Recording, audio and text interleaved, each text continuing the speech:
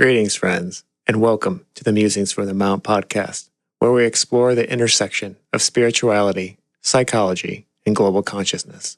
I'm your host, Joseph Carenza. This time, we are joined by Diana Lang, a renowned spiritual teacher, author, and Meditation Mount board member, to unravel the mysteries of intuition. We'll dive into the difference between instinct and intuition, explore how to develop your inner knowing, and discover why your next spiritual step might be hiding in plain sight. So get ready to tune into a higher frequency, begin your ascent, and unlock the power of your heart-mind connection. And we hope you enjoy the podcast. And if you do enjoy it, please consider going to meditationmount.org and donating. Your donation helps us to bring you this podcast, as well as all the other programs the Mount produces, both today and in the future. We are incredibly grateful and honored by your support. All right, back to the podcast.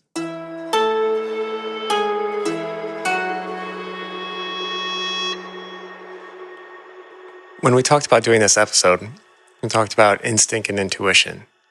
And I think it's very common to probably think about those things as almost the same thing. But then as I started to think about it and to research it more and for this episode, you realize, wow, it's so different, instinct and intuition. And one of, just this idea of like, when someone just throws something at you and it's like your body reacts without you thinking about it. And then your intuition, you think you place it somewhere in your gut. Sometimes you feel in your gut but it's almost a connection. It's almost like a radio station and you're the receiver of this. And I was wondering maybe if you could explain, at least, from an esoteric perspective, but also what is it about intuition that is so different than instinct? Do we all have it? Is it something, at their various degrees, and can we cultivate it? And like, how does that, and I say that under the backdrop of, we were kind of just talking about the interesting place we are in history, but with everything that's happening right now, like our instincts is often to have anger or to pull away or to have disgust. And our intuition might be telling us that, oh, this is the end, but, when we were talking, I think we're both very optimistic among others. So I was wondering if you could maybe give some insight into that. Yeah. No, I love it. And it's kind of is my favorite subject. Oh, yeah. So I've been talking about it for years. It's so connected to meditation for me and for everyone, because everything that's alive has instinct, but not everything alive has intuition. Okay, that's a good distinction. That's right. Yeah. So you think of the animal world. Now, can an animal have intuition? Yeah, definitely. But it's rare. Yeah. It's about sentience. Right? And can any human have intuition? They can develop it, yes. Do they have it there? Probably a switch to turn on or something that gets turned off, more likely. Because you're probably born, everyone, with intuition of some kind. But instinct takes over because it's responding to fear, where intuition is not. Intuition is connected to the heart. Right, and so that's a very, again, you hit me, before we even started, you hit me with 4 or 5 things I had never thought of, and but I hadn't thought about that you're definitely born with intuition, but we're almost conditioned not to use it and to be stuck in this instinct, this constant loop, the feedback loop of instinct, more, like more intense instinct, and so you almost lose that connection to your intuition. Right. And we're rewarded for good instincts, but not necessarily rewarded for good intuition. And because intuition isn't something you can see or prove necessarily, like if I throw a rock, you can say, oh, she threw a rock, dodge, duck. Right. But sensing energy, if you say to your mommy, I think grandma is in the room, right? Then very often what you'd hear back is, grandma's dead. She's not here. You're making that up. And so right away we get embarrassed about it, ashamed of it, or in trouble for it. Not in all cases, of course, because it's changing now, There's a lot more interest in that and more openness because parents are more conscious and so can the children be. But that can be really taught out of a whole culture. And you see different countries having different responses about intuition, where we were just talking about Tibet the other day and the Dalai Lama and how they really don't have a word for depression, And there's other things it's just not in their culture because they're not egotistic like a Western culture often is very, I'm going to succeed and I'm going to make a goal and I'm going to make the plan and succeed. Yeah. In Tibetan culture and other cultures, it's much more a group thing. So we all, if you succeed, I succeed. Yeah. And so that East-West thing is more and more prevalent even in all around the world now, but still there's a default, right, to Western mind versus Eastern mind, even though they're starting to blend. And that is what I want to do a whole thing on this someday about yin and yang, about the yin and yang symbol. And that is so powerful. Life-changing when you understand the mandala of that and what it's teaching.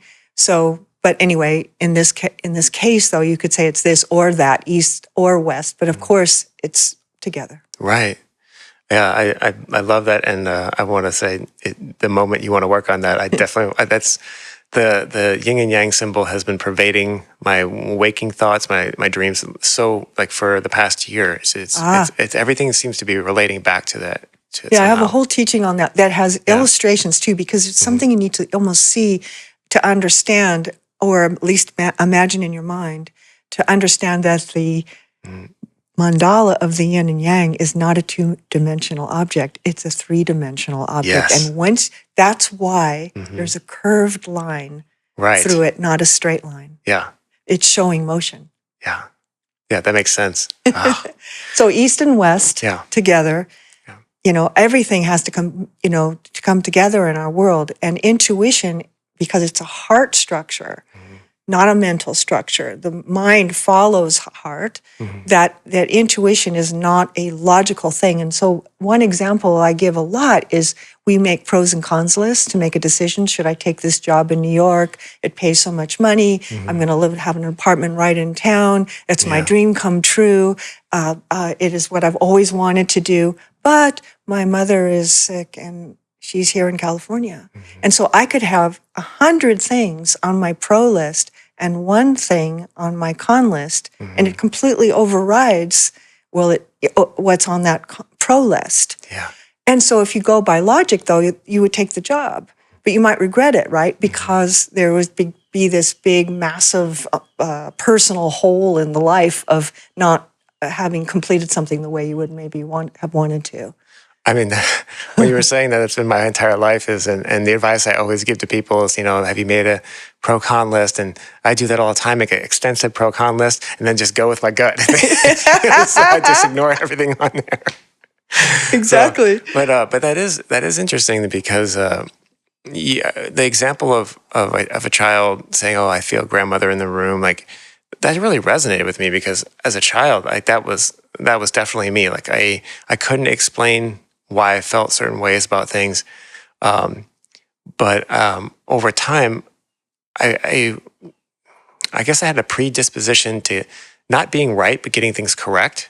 And so I honed my ability and was kind of, I've been told this especially by my close friends, the way that I think in my internal thing is kind of ruthless to myself. Like, so I was very strict with how I approached things because I wanted my intuition to be correct.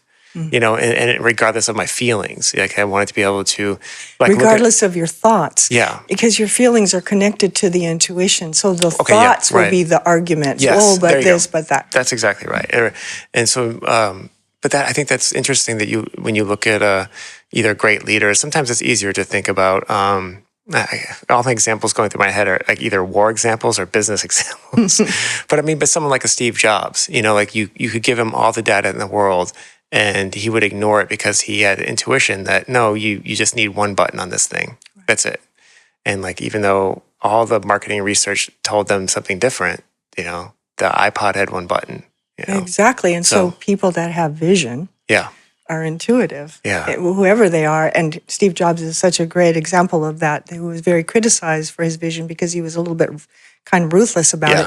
But you have to be, because all the people that are the naysayers, but we need this and this like it used to be. And he's saying no, like what's going to be, we're going to create that. Yeah. He's creating he's blazing a trail basically out of a vision that he can't necessarily prove till he does it, but he knows it. And it reminds me of the example of Einstein, who talked about, imagination is more important than knowledge, because that's what he did. He imagined the speed of light, and then he made the formula. Right. I was going to say, like, the almost more interesting to me than what they actually produce. For instance, like someone like an Elon Musk or a Steve Jobs or these great innovators. You can even go back to Henry Ford, but it's more about the new way of thinking about things that they, like the idea, like, and what that introduces and opens up, and almost like, where does that come from? It's like, where is that intuition coming from? Because it seems to come from the ether. I mean, like, there's the idea of, like the eureka moment when you're sitting in the bathtub and, And often something will be invented in 3 different parts of the world. Right. Not knowing that the other one did it, radio, all kinds of things were like that. And then there's big wars about, who owns it. Mm-hmm. But I think it's in the air. Yeah. And that's what intuition is like, think of it like a radio station, and you're tuning your dial into the station where genius lives, or I call it K-God, K-G-O-D. It's like you connect to some channel, right? A channel of the new that's coming in. And young people tend to be more connected to it because they're fresh. Mm-hmm. They don't have a lot of preconceived ideas already, so they're not all loaded up. So they're more accessible in a way to that streaming of those new things that are coming and burgeoning, right? Yeah. But we can too, at any age, do that if we're not too thick with thought. Mm-hmm. So thought, one of my teachers, Georgia Lambert, she always said the greatest pitfall on the spiritual path is the intellect. And what a statement to make, right? Because you've got to, that's what meditation does. It puts the brain and the intellect on a sit-stay. Right. So it's not driving. But then if that's not driving, what is driving?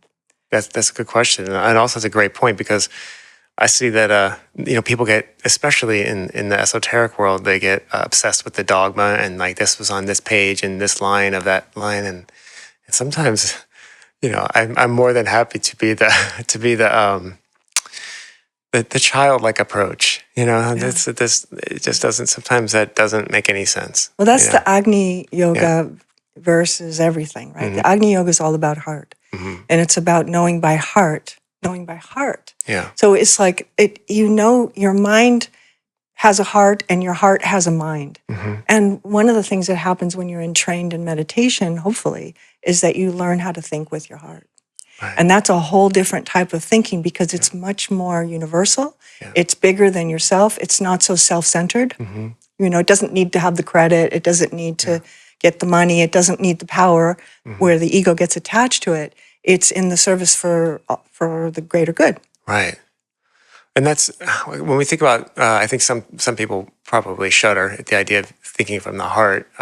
It's almost, it's not thinking from emotion. Right. That was going to be my question. Like, so how do you discern between thinking an emotion and thinking from the heart? Because we tend to think of the heart as being the emotions. Right. Yeah. So if you think of the chakras, right, the 3rd chakra, which is at the solar plexus, the sun plexus, is about feelings.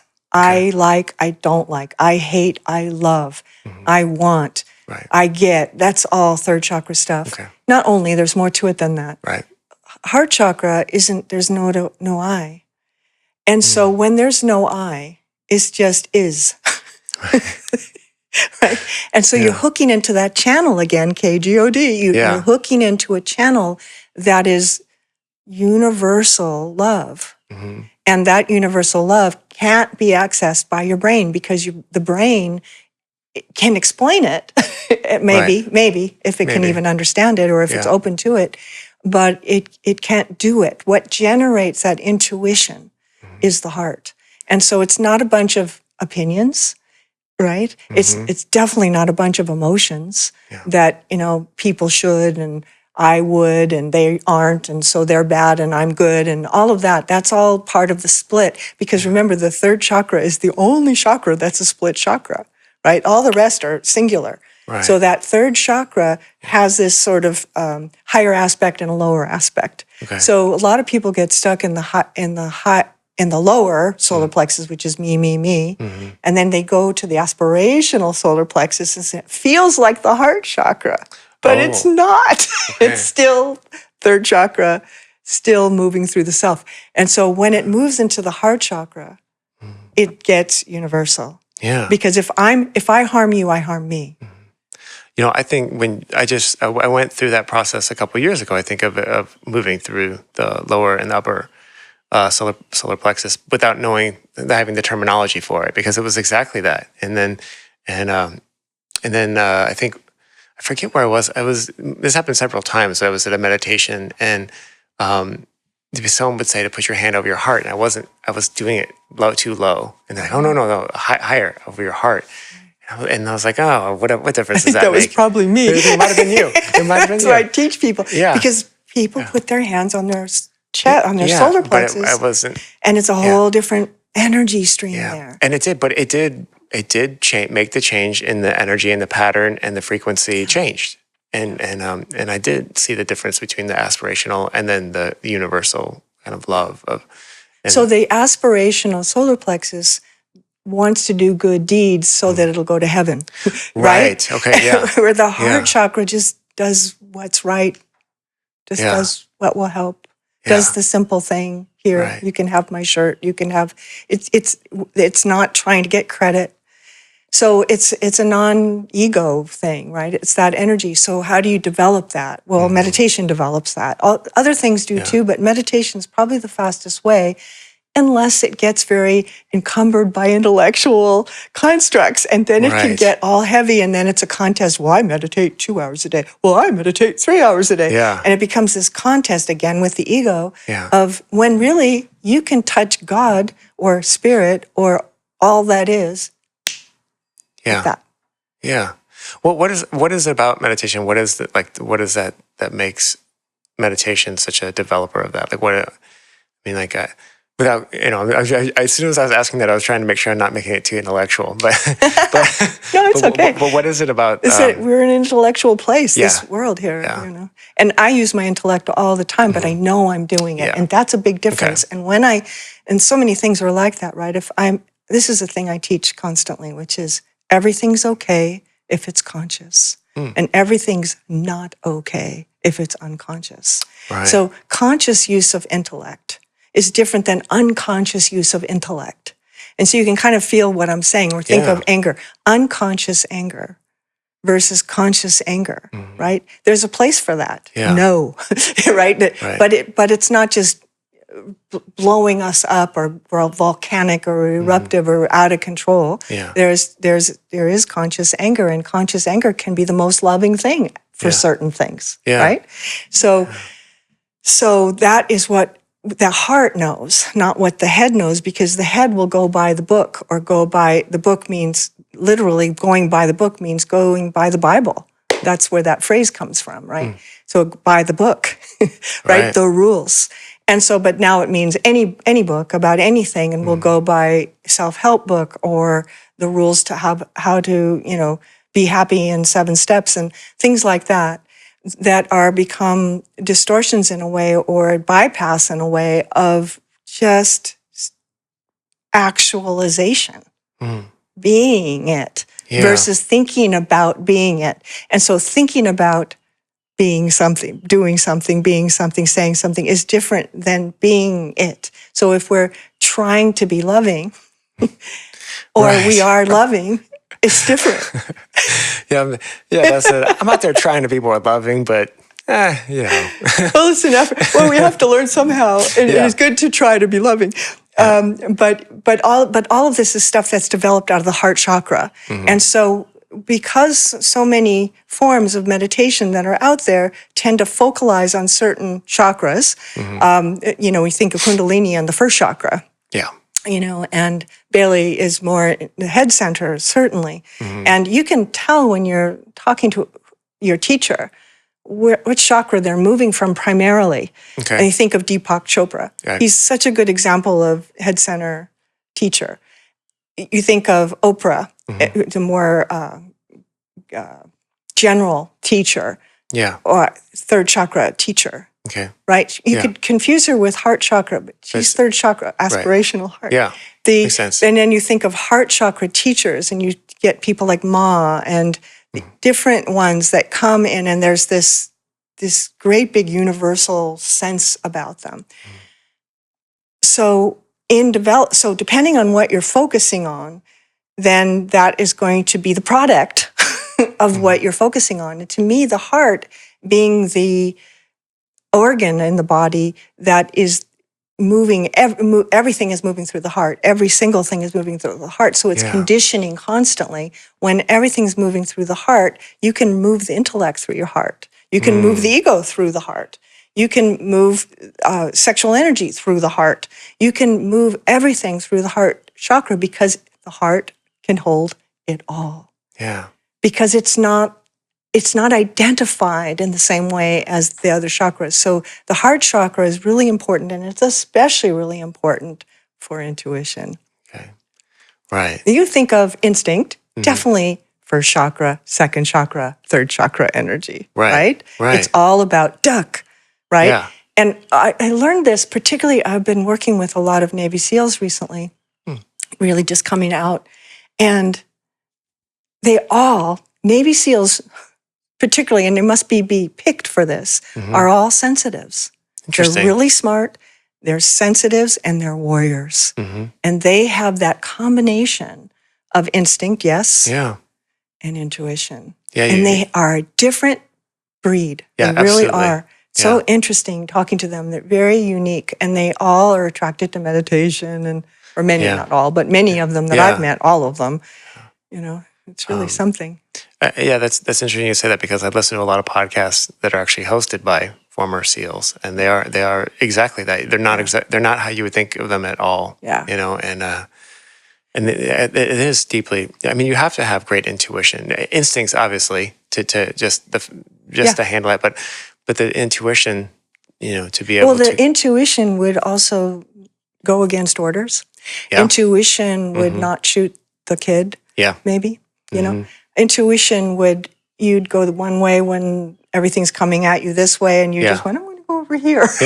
And just for some reason, you missed getting blown up. Yeah. That kind of intuition, if you start to really listen to that, I call it red light, green light.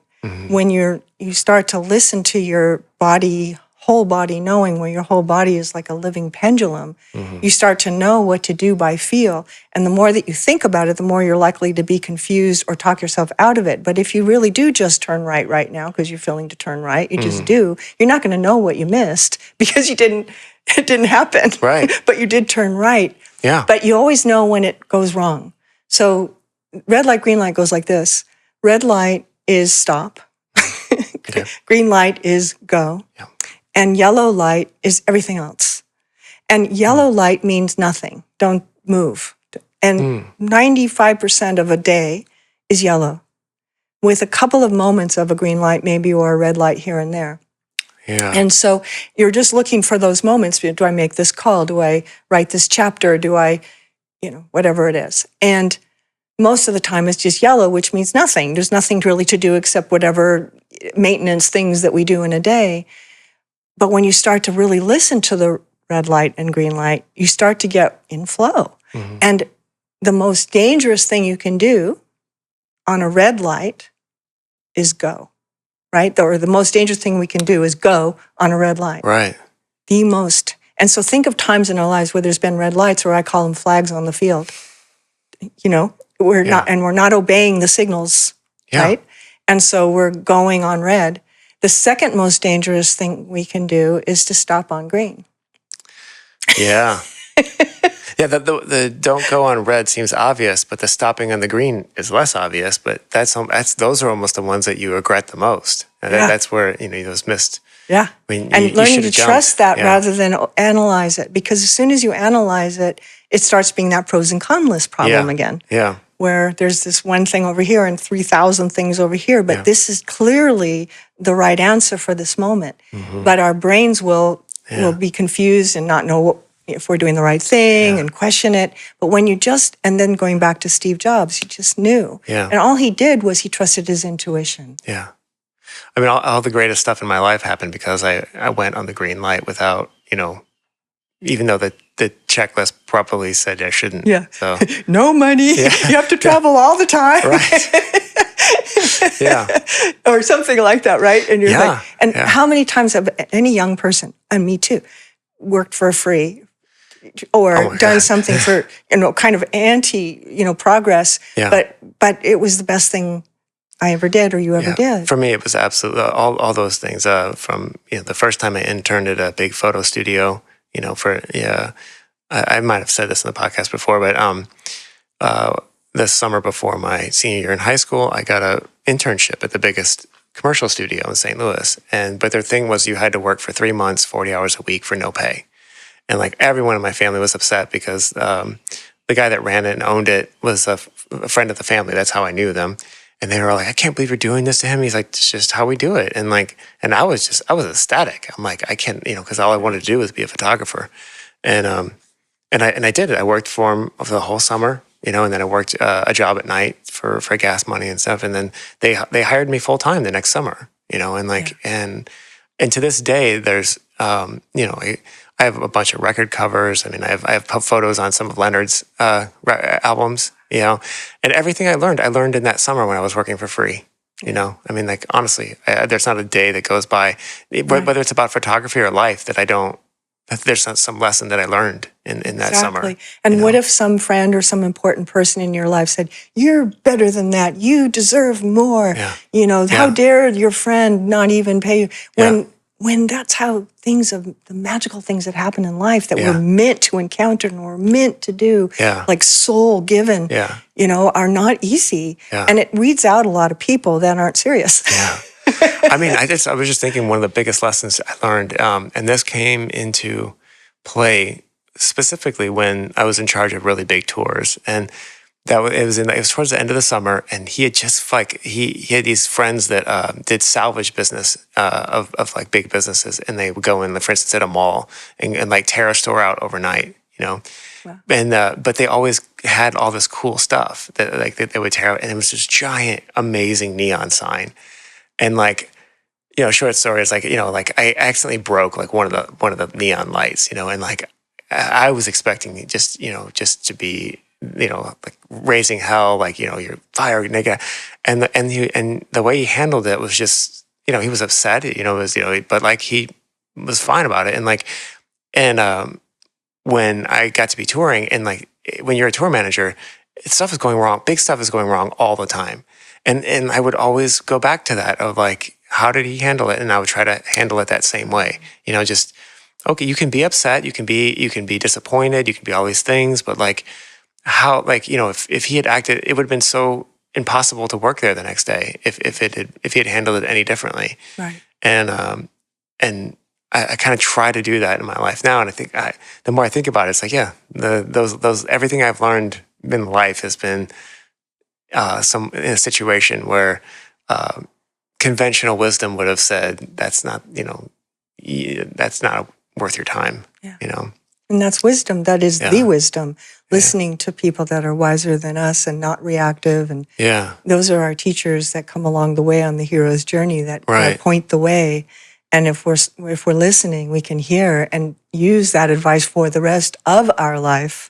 Which I do all the time. Everything that comes from me comes from the ones that came before me. I feel so blessed. So, but I guess for me, like I try not to be like I wish I would have, but it would have been interesting or nice to have had some of this information when I was younger. But but how do we go about developing our intuition or our I know meditation practice helps, but how do we do that? I mean, how do we tune in? It's a body of work. It's not easy, otherwise everybody'd be doing it. But it is natural. Okay. It's there, but what's covering it all the time is our opinions and our thoughts about those subjects and and all the things that we picked up along the way. Is because, as we were saying earlier, that young people all are intuitive until they're taught not to be. We all are coming in with some more than others, just like some people are better at math than others. Some people are more intuitive than others, but everybody's intuitive. Right. So you can develop that and find that beautiful part of you that you can use all the time, but you have to develop it somehow. And it's a training. And that training, meditation is the only thing I know that even specifically even tries to address this. It's sort of an accidental byproduct of meditation, is that your own intuition gets more noticeable. Because when you meditate, one of the practices of many is that you're observing your thoughts. Well, the moment that you're observing your thoughts, that's a thought, that's a thought, that's a thought, that's a thought, which is constant, thousands of thoughts in 1 minute, right? In between those thoughts are inspirations and knowings and rememberings and ancient wisdom and connection and dream and invention and all the things that they're in between those thoughts. They're not the thoughts. Then you attach the thought train to your idea or your inspiration, and you make the formula for E equals MC squared. Yeah. Yeah, that's all the good stuff, you know. For me, I think I've recently just been really practicing on the sort of in-out breath of just, you know, I use the term sat nam, so I just in on sat, out on nam, and it's just, it allows me to turn the volume down on the 1,000 radio stations that are constantly going in my head, Right. And it really does. It brings that noise down so that you can find that signal in there. Right. You know? God is in between the thoughts. God is in between the breath. God force, whatever that word is, that is all that isness, that though in between your thoughts are those expansive consciousness moments where we think of something in a brand new way or have a whole new way of forgiving something that's been unforgivable up till that moment, for instance. I mean, and every subject, it touches every single subject. And what's so great about meditation is when you start to meditate and consciously connect to the soul, there's this power that happens because it's like planes waiting to land, going around the tower, right? And there's 25 planes and there are 25 subjects and one of them's mom and one of them's my friend. And these planes are circling. And when you start to meditate, they finally can land. But the great news is they don't all land at once. They land one at a time and in perfect order to heal and help the life and to find your way. And the other thing, like you said earlier, you know, I wish I'd known this when I was younger. Well, you did. And really, and that's saved you probably 1,000 times, really right? did. And now you can know it consciously. Right. And that, you know, and what's wonderful about time is that there is no time.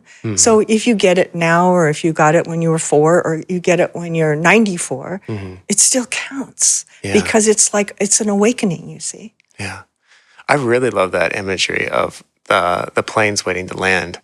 That really struck home with me because that's exactly how my brain works. There is 1,000 planes up there circling, and you get overwhelmed. But when you were saying that, I was thinking, oh wait, I can actually use this visualization to center myself and to bring these thoughts home. Trusting that the planes will land as they're meant to, not as you want them to. Right. I need to deal with my father. I need to deal with this job. I need, you know, it's divine. It's past our brain.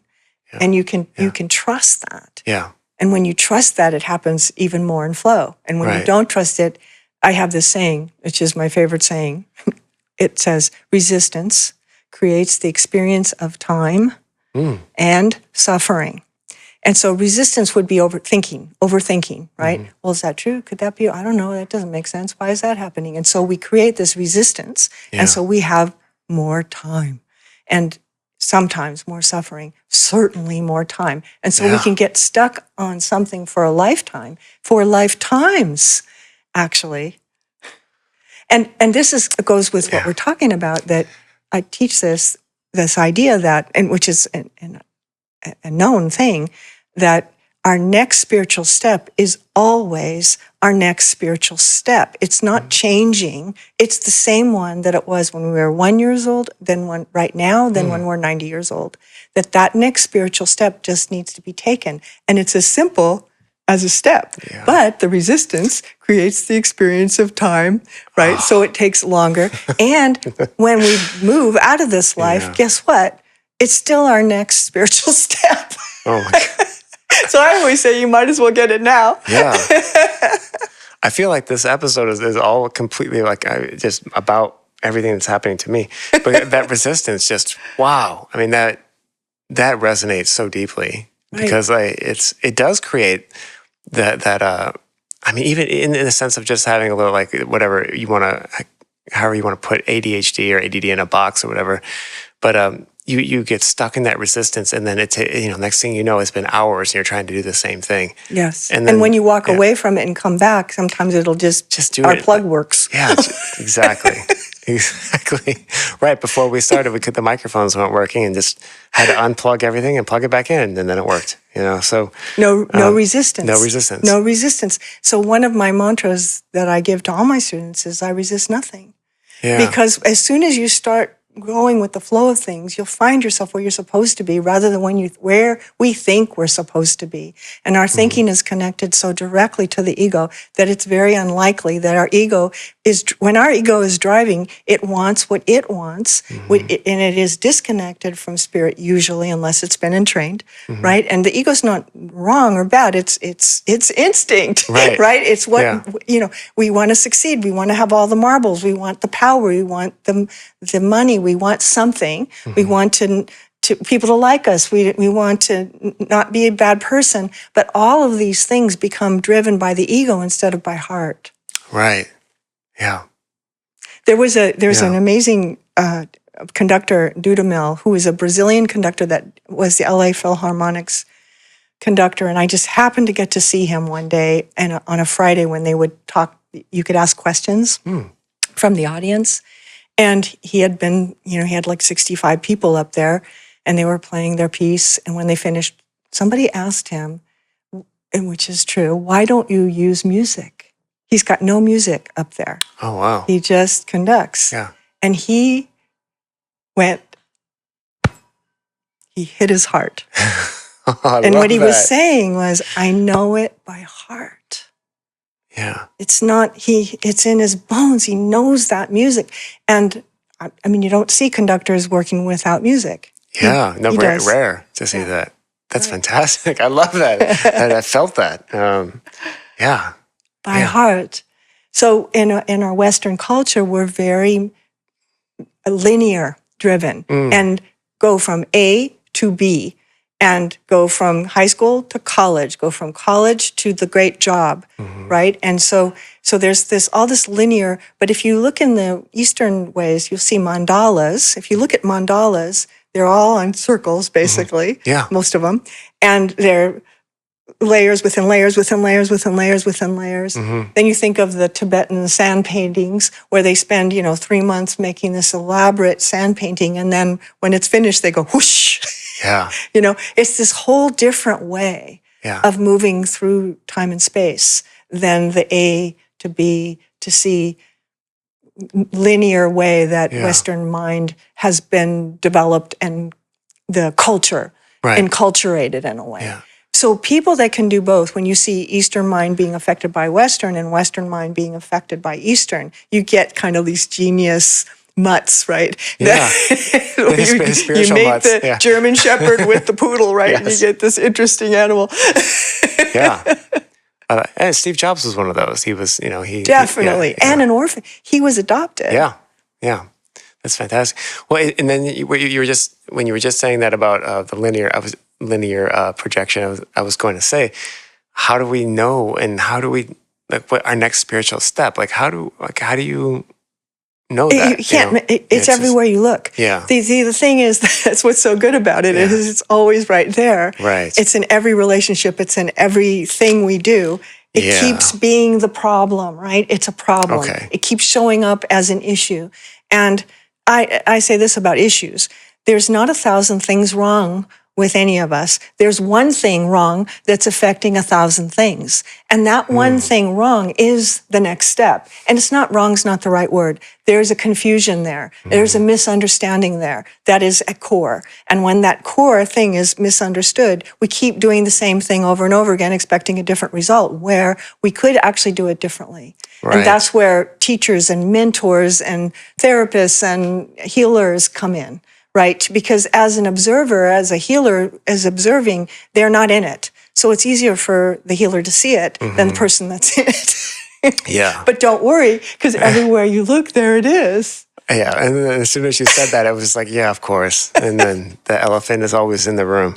That makes so much sense because it's that place of resistance. You almost feel Creates that. the experience of time. Yes. Resistance creates the experience of time. And so when I resist nothing, if that's your mantra, which is very counterintuitive, Super and counterintuitive. the whole world would disagree with this unless they're spiritual, and then you would know that that's almost the key to everything. Yeah. It's the breath. You have to exhale. You have to let it go. You can't get attached. The unforgiveness that we hold in our heart is holding us back, not them. We're the one that's getting harmed, or those things that we harbor in us as we're not good enough, or self-esteem issues, or embarrassments and shames, right? These things stop us from doing anything because we're not worthy now, and we're not good enough. We made too many mistakes. We're unforgivable. Yeah. And there's no such thing as unforgivable, and there's no such thing as unredeemable. Yeah, absolutely. Yeah, it just reminds me of that phrase. You see this in recovery programs a lot with people, drinking poison and expecting someone else to die, and there's having hatred in your heart, or towards yourself, and sometimes we're taking the poison against our own self. So that's true. It's like a double. Yeah. Right? Yeah. Yeah. So the heart can hold it all. So the heart is the healer. The heart is the conditioner. So when you run, that's what Ho'oponopono is. All these practices, right, that you can come across. I'm sorry, please forgive me, thank you, I love you. Right, you run this energy against somebody that's really harmed you. And the last thing you want to say to someone that's really harmed you is, please forgive me. That's the one everybody forgets. Right? That is the But that's big the one, that's the liberating comment. That's the thing, that's the unlock. And Kelly recently has been thinking about like recording a version of that mantra, and we play it a lot, and that specific it's always that line is like the asking someone to please forgive you, even if they were the one that wronged you, is, that is such a big step. It's awareness of karma. Yeah. And it's an awareness that we did this dance together for some reason that isn't even personal. Yeah. And that's, I think that right there is one of the biggest difference between instinct and intuition, because instinct would tell you, no, like this person hurt me, fear, go to jail. Yeah. Punishment. Yeah. And intuition, you find a way to thank them for the lesson, which is so counterintuitive on so many levels. It is. In our culture. Not in all cultures. Not in all cultures, right? It's not like that everywhere. It's in ours very strongly. We're very punitive here. Yeah. We got to teach people a lesson. Yeah. And our prisons are, to capacity, and their businesses anyway, and the whole thing is a big mess, right? Yeah. And the real lessons, like for me, they've always been the little sort of the petty tyrants, like that came from Carlos Castaneda. That was his word. Yeah. Just the I think like when the second year I was in Vegas and I was clean and I was renting a room from someone that I met, and just I didn't really have anywhere else to go. It was a cheap room. I was there for a year. But I learned so many lessons from that little tyrant, and I thank them now because it helped. It helped move me along, even though at the time it was miserable, And I think about so many times in my life where that petty tyrant was really where I learned these big lessons, because it shows me my, the things in myself I need to work on. Right. There's a great show, if you haven't seen it, called The Bear, and it's about a chef, and it's a long story. Yeah. But basically, one of the big morals of the story that keeps coming is these people these head chefs that are sort of not good enough, not good enough, not good enough. Mm-hmm. And then in the end, right, they have to, they sort of hate the person that was being the petty tyrant. Right. And so the bear confronts his teacher, his mentor, who he hates because he caused panic attacks in him and ulcers, and he wants to just let him have it. Now he's a famous chef too. Yeah. And he starts to tell the guy what a bad person he is, and he's just really lets him have it. And he says to him, the other chef says to him, "You're welcome." Yeah. and his point is, it's because of me that you're where you are. Yeah. Because I didn't let anything go by. Yeah. Yeah. I was your teacher. And that harkens more back to the hermetical's master pupil system, the way, the kind of the way that like deeper, specific knowledge used to be transmitted. Yeah, you know? like apprenticeships. Yeah, exactly. And we don't really have apprenticeships really so much anymore, but that was such a beautiful model of getting to be a master by working with a master. Right. And that is, of course, that model is in all things still, especially in spirituality, to find yourself a teacher that can take you to your next step. And how you know your teacher is that they don't want, they don't want anything from you. They're just your teacher. There's not like a ego thing about it, really. Yeah. There can be an exchange of some kind, but it's still like this person seeing you and wanting for you your best. And of course, it's super confrontative because our egos say, well, I don't agree with that particular, I don't want to meditate. I'm already this, or, whatever the ego is generating in contradiction to what the teacher is seeing, because hopefully the teacher is moving from the heart chakra. Right. And most of them are. Yeah. The big teachers that we've heard of, like Jesus, these are heart chakra, big time heart chakra teachers. Yeah. Yeah. Yeah, that rings true for my experience. I've had some teachers that were very difficult, but they made all the difference, and because they see what you can be, and they want you to get out of your own way and quit resisting, right? Yeah, so that you can have it now instead of, when you're some other time in your life or not in this life. That's because it's still going to meet you there. It is. That next step's still going to be there, right where we left it. So I think that's very heartening to me. That it's funny to me, it feels reassuring to me in some way. It is very reassuring because it's also that kind of if you look at this life as a series of lessons, and if you look at Earth as a school, you can take as long as you want, but you got to go through that next door. You still got to take your next step. Yeah, and that's to anybody. From the highest teachers that are, like the Buddha, right? Even the Buddha has a next step. Yeah. Right? We are all in constant expansion. Yeah. Yeah, we were discussing that on an episode a couple weeks ago about, it seems sometimes people look at other people and they're like, it's like they're playing life on easy mode. And it's like, well, maybe they just didn't have like a video game. They're playing in God mode, and like, because, it just seemed to have all the advantages, all the breaks. And then you realize, maybe you just signed up for, you had bigger lessons to learn, or you had, it's a different path, like what. Well, they say, the older the soul, the more difficult are the conditions that you're born into. Oh, that's interesting. Yeah. Yeah. Okay. And that's because, well, one way of talking about it is because it kind of has, you have to come up to speed very soon and very quick. And then you think of people that have a more cared for life for whatever reasons. And that's also a stage of soul development, right? But old souls, been there, done that a little bit. Yeah. You're coming in and you have to get your skills back quickly. Yeah. And so, things will happen that will help that happen. Right. Including difficult parents or difficult situations as a child. Right? So like one of my, as an example, my parents, with my family, we moved a lot. We didn't live in one place for very long, and I went to many, many schools and had many in different countries with different languages. So talk about learning to be psychic. Yeah. Right? I am being forced to quickly recapitulate, it's called. Yeah. Right? Recapitulating intuition, because I didn't even know what they were saying, let alone, and then I'd be in a school for 3 weeks. Well, I could bemoan that and feel like, my parents didn't, neglected me or didn't do a very good job. But I would say, my goodness, I couldn't have asked for a better training in some ways, right? Yeah, and that's, again, that's a good example of intuition versus instinct. Wow, it seems so often the conventional is not the path, and once you're on this spiritual path, you're able to look at these things as gifts, Yes.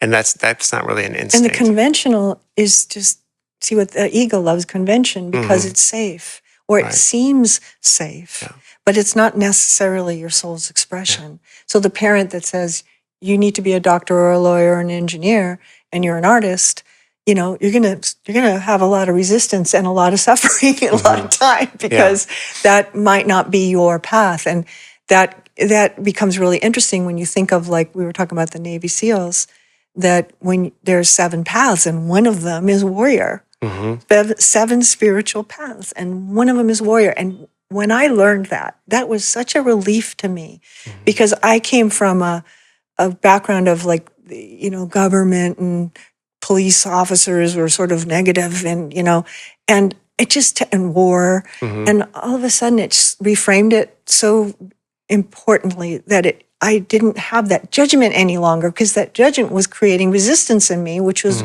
creating the experience of time and all of that too, because I was taking out a whole segment of the population, 1/7 of the world in a way, and going, not them. Right. And it doesn't match my philosophy, right? Right. So around 15, I know this, Okay. and I'm changing my whole way of looking at all of that, because we need order, and we need, that creates civilization. Yeah. And then is it misused? Of course, but all paths are misused by some. Even you think of priests and Sure. Yeah. Yeah. And I was just also thinking, when I had a lot of friends who went through this, where their parents had these very high expectations of them to follow a certain path, and if you're gonna shoot for greatness, you have to have it's a high bar. So you need, like, if your parents wanted you to be a doctor or a lawyer, but you wanted to be a comedian, and you had the strength to break through that, you're probably going to be more successful. And that's Steve Martin's story. Yeah, but if you don't do it, then it just wasn't your time. It wasn't, it's interesting to think about that, because you really have to, at least once in your life, have to do that jump where the net's going to appear, but it's not there when you jump. I found that, and anyone that is doing something interesting in their lives or wants to do something interesting, they have to take that fear fall jump, and that's anti-instinct. Out of because the comfort fear zone. instinct is so rooted in fear of, like, just being fear for your safety, and I guess that's something that. So this is a good place, because this is a way to close this, because there's a great saying that says, what the caterpillar calls death, the master calls a butterfly. Yeah. Right? That's that risk. You have to go through that metamorphosis in order to do that magnificent thing, or that meaningful thing to you. Because the meaningful thing to one person is not a meaningful thing to another. So that meaningful thing might be to be a mother that sings to her baby, or that hybrid peas, or that invented penicillin, or because of their unique circumstances. Yeah. Or even, like, I just think, when you were saying that, even just sometimes we like to think of things as grandiose, but, like, even if you just sat in silence, or even if you didn't do that one thing that you wanted to do, like, or felt, maybe you didn't get angry, like that was your big success. It's like you didn't get angry, like that's huge for, like, anything that you do.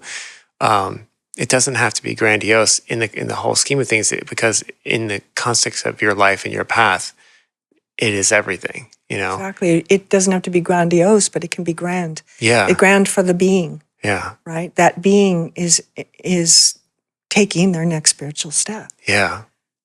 And all right. That was good. Yeah. And you've left me with a lot to think about. I really appreciate it. And that's a very good place to kind of wrap up. But, and I look forward to doing it again. But thank you. Yeah.